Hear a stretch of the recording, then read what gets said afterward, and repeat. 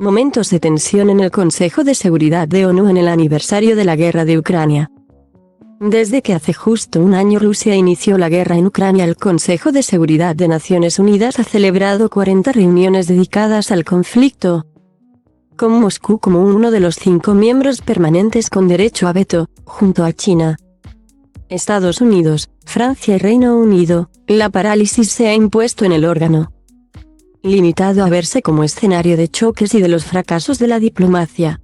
Este viernes, en una sesión dedicada precisamente al aniversario de la guerra, esos desencuentros han vuelto a exponerse, incluyendo con un gráfico momento de tensión.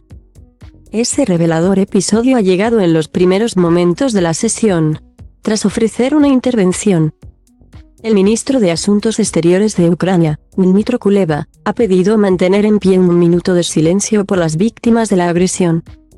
El secretario general de la ONU, Antonio Guterres, y casi todos los presentes se han puesto en pie, mientras el embajador ruso, Vasily Nevencia, empezaba inmediatamente a protestar enérgicamente y a pedir la palabra a la presidencia de turno, que este mes ostenta Malta. Tras lo que han vuelto a sentarse quienes se habían levantado, solo habían quedado sentados los representantes de Brasil y China. Un agitado Nevencia ha asegurado en ese momento que se ponía en pie, pero por la memoria de todas las víctimas de lo que ha pasado en Ucrania empezando en 2014. Referencia al año en que empezaron los enfrentamientos en los territorios del Donbass que Rusia se ha anexionado sin reconocimiento de la comunidad internacional, como hizo con Crimea aquel año, y donde ha acusado a Kiev de perseguir a los ciudadanos prorrusos. Todas las vidas no tienen precio, ha dicho Nevencia. El representante del Kremlin entonces se ha dirigido, gesticulando repetidamente a Guterres para que se levantara. Y el portugués, tras unos momentos dubitativos, lo ha hecho. Le han seguido entonces todos los ministros de Exteriores y embajadores y diplomáticos presentes en la sesión. El episodio de drama diplomático era la enésima muestra de las irreconciliables posturas en el Consejo de Seguridad. Reafirmaba también la beligerancia de Rusia ante el reto de la mayoría de países en el órgano y en la ONU, que se había evidenciado la víspera en un voto en la Asamblea General en el que 141 países urgieron a Moscú a abandonar Ucrania y los territorios anexionados. Nevencia ya había iniciado la reunión mostrando su espíritu de pelea, incluso antes de la adopción de la agenda. Denunció que la presidencia de Malta permitiera intervenir al ministro de Exteriores de Ucrania, Kuleba, antes que a los miembros del organismo. Y para subrayar su crítica recordaba que representantes de la República Central Africana, Mali, Haití y hasta la vicepresidenta de Colombia tuvieron turno de palabra tras los miembros del Consejo en sesiones sobre sus países.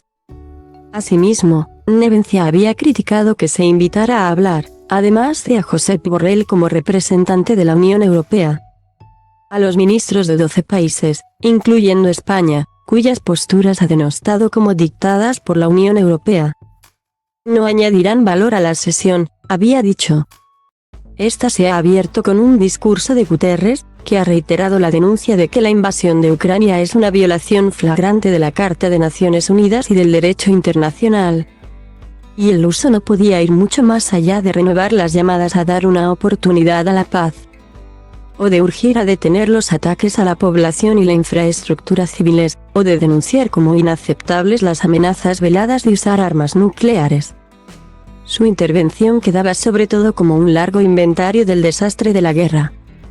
En ese doloroso listado el portugués ha mencionado los ataques a civiles e infraestructuras, las docenas de casos de violencia sexual documentados por la Oficina del Alto Comisionado para los Derechos Humanos, las graves violaciones de los derechos de los prisioneros de guerra, cientos de casos de desapariciones y detenciones arbitrarias de civiles.